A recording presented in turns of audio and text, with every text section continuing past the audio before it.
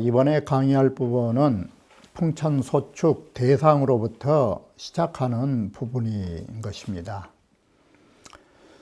자, 단사에서 소축에 대한 의의를 말하고 이번에 강의는 쾌의 전체적인 면모를 말하는 대상, 쾌의 전체적 상으로 말씀드리고자 하는 것입니다. 쾌에서도 대축계와 대비하여 말씀드렸듯이 소축계의 상 역시도 대축계의 상과 대비하여 보면 어떤 것이 여기에 상에서 말하는 축자는 저지할 축자가 아니고 쌓아간다라는 축자로 그 의미가 달라진다라는 것부터 먼저 말씀드리는 것입니다. 그래서 소축과 대축의 대상은 쾌에 대한 전체적인 상은 저지하다 뜻이 없습니다. 공부하여 쌓아가다 뜻인 것입니다. 이것이 쾌사와 효사와 달리 상에서만 저축의 뜻으로 축자가 쓰이고 있다는 것을, 즉 모일축자, 모여간다라는, 모아간다라는 뜻으로 대상이 쓰여 있음을 말씀드리는 것입니다. 그러면 원문을 보면서 말씀드리기로 하겠습니다. 풍행천상이 소축이니 바람이 저 하늘 위로 불어제치는 것이 소축계가 해당되는 것입니다. 그러니 군자 이하야, 군자는 하늘 위에서 불어대는 바람을 보면서 뭘 하느냐? 문덕하나니라, 문덕을 아름답게 꾸민다라는 것입니다. 이게. 자, 먼저 바람이라고 하는 것은 어떤 것이냐?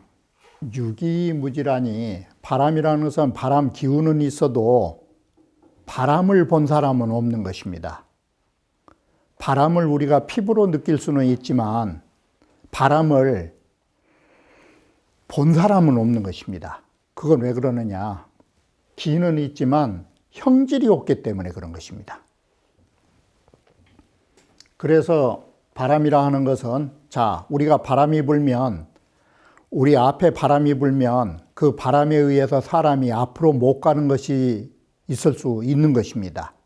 그런데 그 바람이 우리 발길을 저지하는 것은 오래가지 못한 것입니다. 바람이란 어느 정도 가다가 가는 발길을 더 이상 방해를 못한 것입니다. 바람은 스쳐가는 것입니다.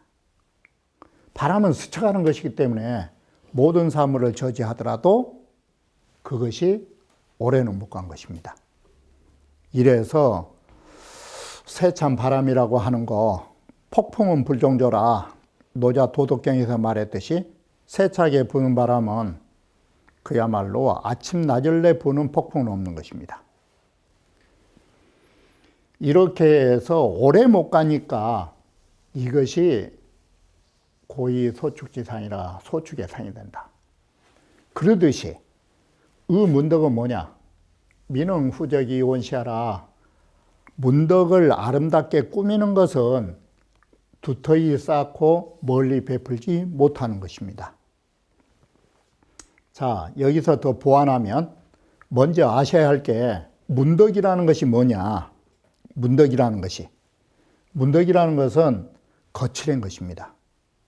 위유라든지 우리가 말이라든지 바깥으로 보여준 것을 문덕이라 하는 것입니다. 그러므로 소축의 공부는 내면의 기조를 쌓아가는 공부가 아닌 것입니다. 내면을 쌓아가는 공부가 아니기 때문에 여기에 후적에 해당되지를 못하는 것입니다. 내면으로 후히 쌓아가지 못했기 때문에 멀리도 못 베푼 것입니다. 이게 마치 바람은 한때 스쳐가는 바람처럼.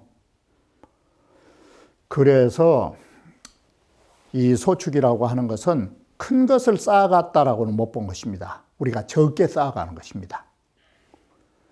그러면 소축과 대축의 차이를 운봉호 씨의 논조로 살펴보면, 소축이란 풍행지상의 육이 무질하니 바로 기는 있으나 형질이 없다라고 주자가 말씀하신 스승의 말을 따라서, 그래가지고 문덕자는 문덕을 아름답게 한다라는 것은 바로 이 소축에서 이를 법받은 것인데, 대축은 어떻게 되느냐? 천재산중하야 기응어 질하니, 대축이라는 것은 산천대축계니까 이 산천대축계니까 산 속에가 하늘이 담겨져 있는 것입니다. 그래서 하늘이 산 속에 묻혀 있는 것입니다. 바로 이것은 뭔 말하냐? 산이라고 하는 작은 데가 큰 것이 있으니까 뱃속에가 많은 것이 들어가 있는 것입니다. 이게.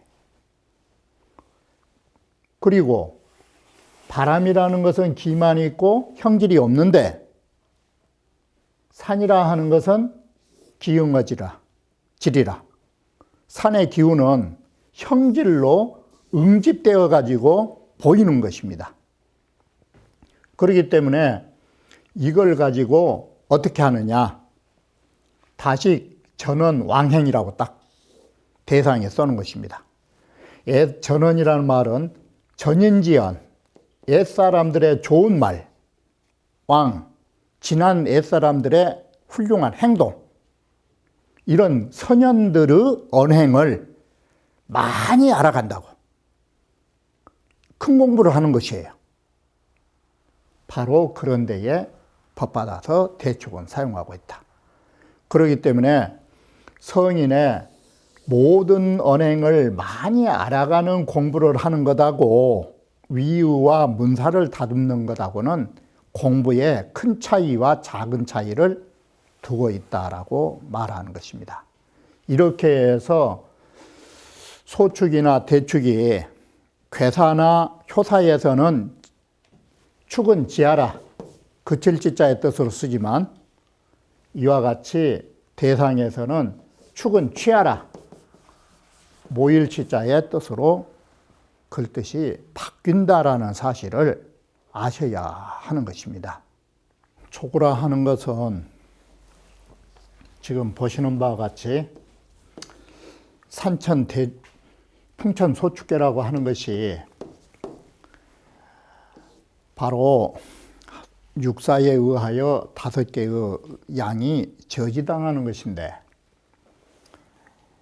자, 이 육사와 초구의 관계는 사실은 정응관계인 것입니다. 정관계인데도 여기에서 초구의 장점이 뭐냐? 첫째, 초구에서 보면 양이 양자리를 가서 정응으로 정위에 해당된다라는 것입니다. 그리고 세 개의 양이 연합을 하는 것입니다. 그렇기 때문에 육사에게 이끌리지 않은 것입니다. 그래서 일단은 육사와의 초구와의 관계를 가지고 저지를 당한 겁니다. 일단은. 그래도 보기자도원이 회복하기를 도에 의해서 회복한다고. 이것은 왜 그러느냐? 아무리 정응이라도 멀리 있기 때문에 육사의 저지가 약한 겁니다. 그리고 초구는 정의의 개념이나 바로 이러한 것 때문에 스스로 벗어날 수 있는 도의의 길을 찾아간다, 이렇게 보시면 되는 것입니다. 그래서 여기에 복자는 저지 당했다가 풀려서 다시 회복해서 가기를 도로 하니, 물론 이 복자가 나오면 항상 뭐가 있느냐? 제가 항상 쉽게 표현하듯이 광복절이라고 하는 것은 나라를 잃었던 것을 되찾는 것입니다. 그랬을 때 우리는 복자를 쓰는 것입니다. 병원에 가셔도 몸이 회복하셨냐고, 그런 것은 그 회복에는 전제가 아픔을 전제로 한 것입니다. 회복은 잃었던 데에서 다시 평상으로 되돌아왔을 때 우리는 회복이란 말을 쓰는 것입니다. 나라를 잃었다가 다시 우리 것을 찾았을 때. 그럼 이 복자에는 벌써 전제가 들어가 있는 것입니다. 잃었다를 전제로 한 것입니다. 그래도 회복하기를 도로하였나니 하기구리요. 그 무슨 잘못이 있느냐. 바로 회복했는데. 기라니라. 좋다. 하에는 건체라. 이것이 첫 번째 전체로 보는 거예요. 건괴 연합으로. 이게 있다. 하괴는 건체라. 이 말이 세 개의 양이 뜻을 함께 할 수 있다라는 것이에요. 그리고 본계 재상지물이니 건이라 하는 것은 본래 모두 다 하늘 위에 있는 존재들이니 지옥, 상진이 위엄 소축이라 그의 뜻은 위로 올라가려고 하는데 음에 의하여 저지 당한 바가 되었다. 이게. 여기에서 복자 뜻이에요. 저지 당했으니까 이런 것이에요. 이게. 우리는 건체라고 하는 속성이 좋은 속성이 있지만 저지 당하면 이건 이런 것이에요. 그러나 자 다시 그러지만 초구는 체건이요 초구의 본체는 건괴이고 거하 득정하고 이게 두 번째 장점이에요. 첫 번째 건괴, 두 번째 아래자리에 있으면서 정의를 얻었다라는 거. 세 번째 음하고 거리가 멀어요. 이게 앞으로 음과의 거리가 멀어서 이 세 가지 장점 때문에 회복 가능성이 빠른 것이에요.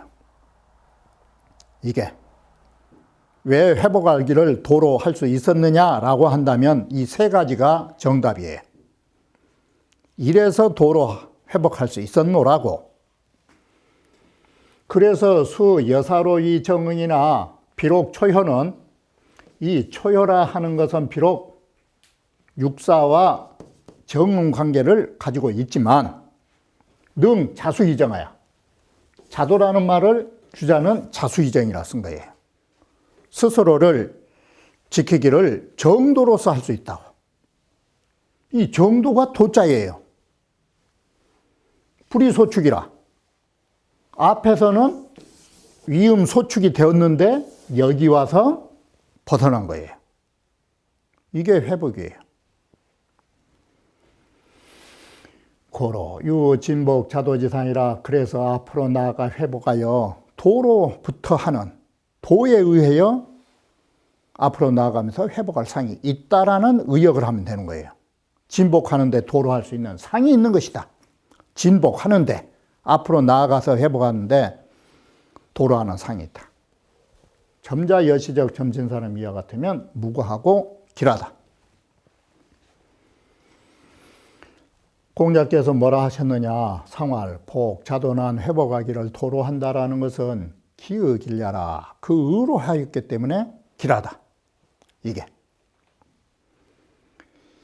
자, 그런데 운봉호 씨 말에 의하면 우리는 지금 복자도라는 이 말이 마치 뭔 꾀하고 같냐면 먼저 결론부터 말씀드리면 복계의 초효와 이효가 같은 것이에요. 이게 복계의 초효에서는 뭐라고 썼느냐. 불원복이라. 멀리 가지 않고 바로 해보겠다. 그 말이나 복자도나 거의 유사한 형태를 갖고 있는 것이에요. 이게. 자, 우리는 여기에서 복계하고 풍천소축계가 어떤 같은 점이 있기에 초효와 이효의 효사가 비슷한 면을 갖느냐. 그러면 복계와 소축의 형태가 근본적으로 같느냐. 이런 같은 점과 바로 우리는 차이점에 대해서 살펴보지 않을 수가 없는 거예요. 복자도가 불원복과 같다. 의미상 같은 부분이 있어요. 그러면 풍천소축과 지뢰복계가 같느냐? 그건 달라요. 근본적으로. 자, 여기에서 말한 복자는, 지금 여기에 복자는 수여 복계지 복으로 부동이나 그래요. 복계라는 복자하고는 틀려요. 뭐가 틀리냐? 여러분이 아셔야 하는 것은 뭐냐면, 지뢰 복계는, 잘못했다. 정반대로 그려. 지뢰 복계라 하는 것은 땅 아래에서 일량이 처음 생겨난 거예요. 그러면 지뢰 복계는 뭐에 의해서 이루어진 게냐? 바로 곤깨, 양이 없는 데에서 양이 처음 생긴 걸 복이란 거예요. 이게. 그렇다면 복계의 복자는 뭔 뜻이냐? 이게 기사회생 뜻이에요. 거의 죽을 뻔했다가 이 회생의 관계를 갖고 있는 거예요. 우리가 병에서 회복되는 것은 뭐라고 하느냐?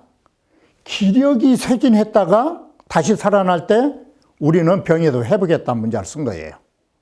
복계는 그 개념이에요.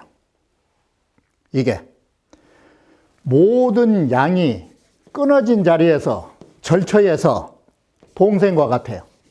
끊어진 자리에서 생기를 만나는 상이에요. 이건 절처 봉생격이에요.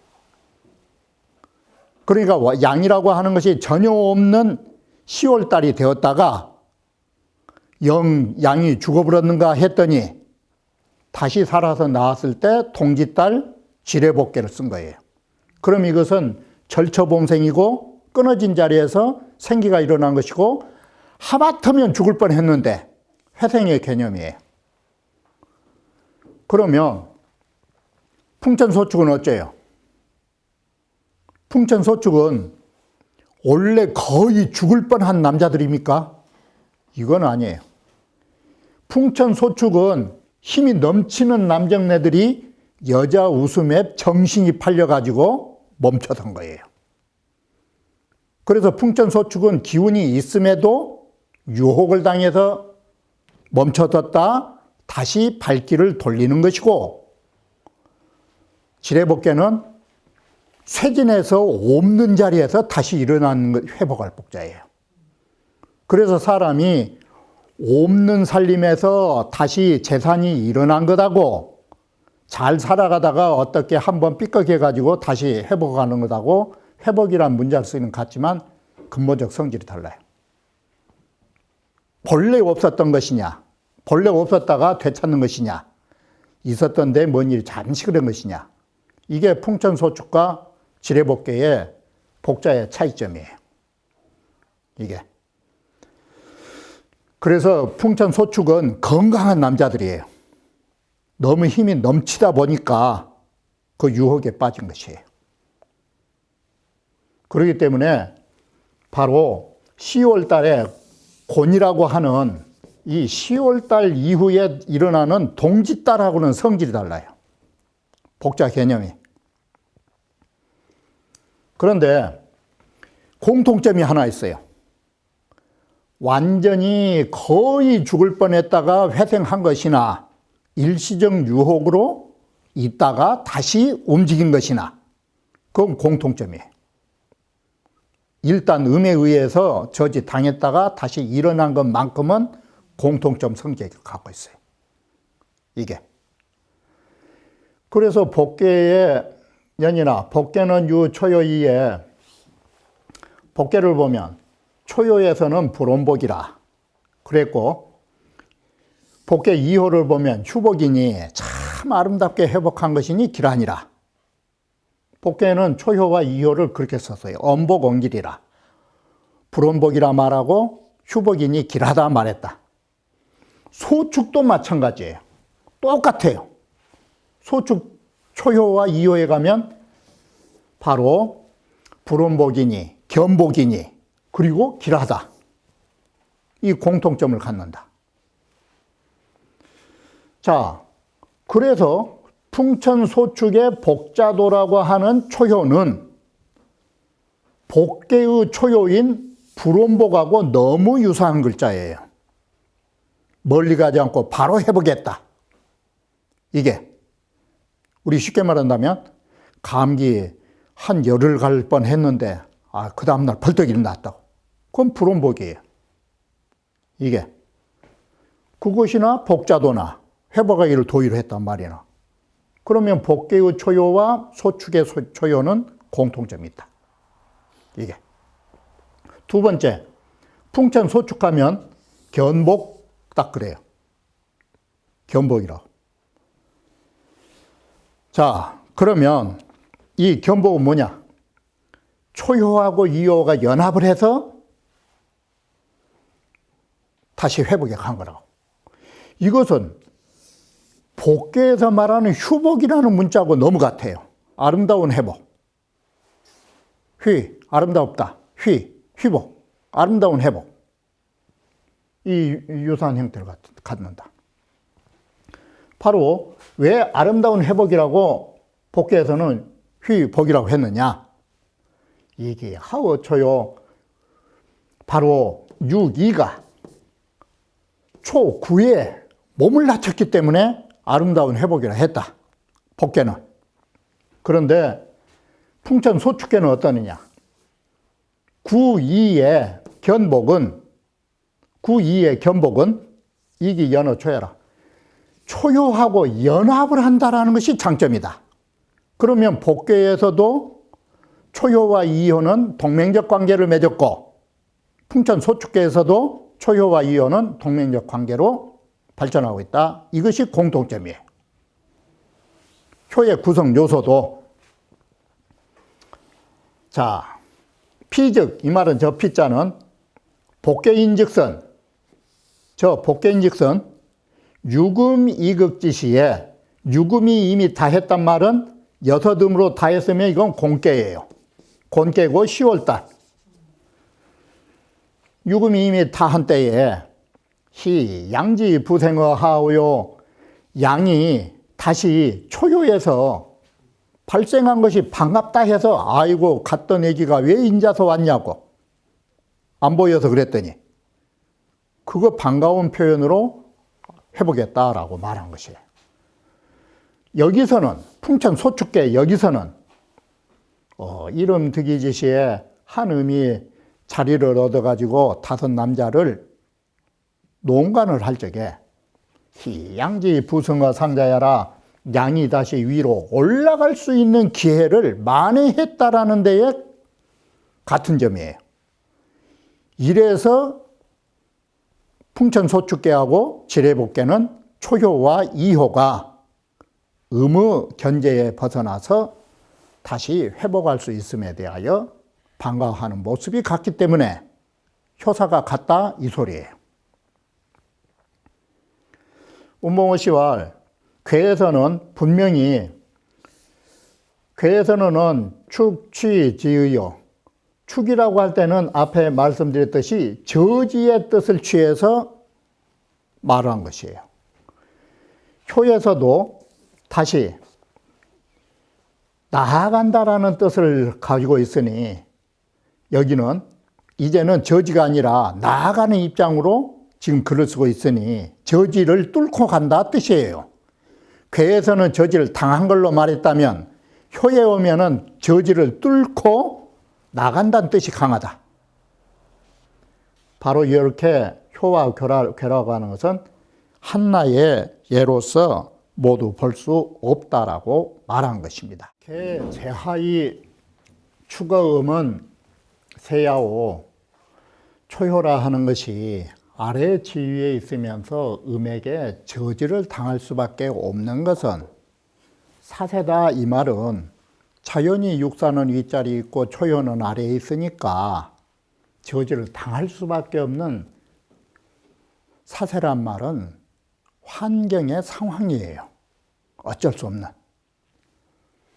그런데도 불이소축이 보고상자는 그럼에도 불구하고 음에게 저지를 당하지 않고서 위로 다시 올라가는 대로 회복할 수 있었던 것은 돌이다 이 소리. 여기에 돌이리자를 앞에서는 길도자로 써는 거예요.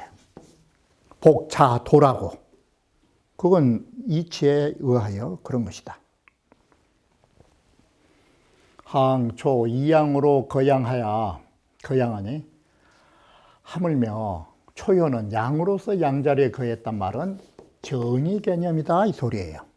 바른 자리로서 바른 행동할 사람이니 수여 사음으로 이 정응이나 비록 사음으로 더불어 정응이 되긴 하지만 이는 자수이정하야 등이 정도로서 스스로를 지켜서 진보고 상하니 그 위로 나아가 회복하고 있나니 당연지리니 이것이 여기에 이치자를 그것이 당연히 해야 할 도리여니 그렇게 해야 할 도리여니 하구지유리요. 무슨 이렇게만 한다면 무슨 잘못이 있을 덕이 있겠는가. 기당길야라 그 의가 그처럼 하는 정의가 당연히 이 사람은 길할 수밖에 없다라고 말한 것입니다. 자, 이렇게 해서 초구라 하는 것이 육사와 정응이라 하지만 세 가지 의에 의하여 바로 음에 저지당하지 않는다라는 것입니다. 그래서 초구를 보실 적에는 앞서에서도 말씀드렸듯이 첫 번째가 건괴 삼효라고 하는 것, 그리고 두 번째가 양이 양자리를 갖다라고 하는 것, 세 번째가 육사는 정응이라 하지만 멀리 있다 보니까 그 영향력이 적다라는 것. 그러므로 초구는 바로 바른 자리에서 바른 일을 할 수 있으므로 양의 저지를 뚫고 갈 수 있다라고 말한 것입니다. 이것이 주역에서 말하고 있는 이 주역의 이치는 우리 인생사에서도 이런 경우가 없지 않음을 눈여겨보셔야 할 것입니다. 그러면 다음 강좌에서 다시 말씀드리기로 하겠습니다.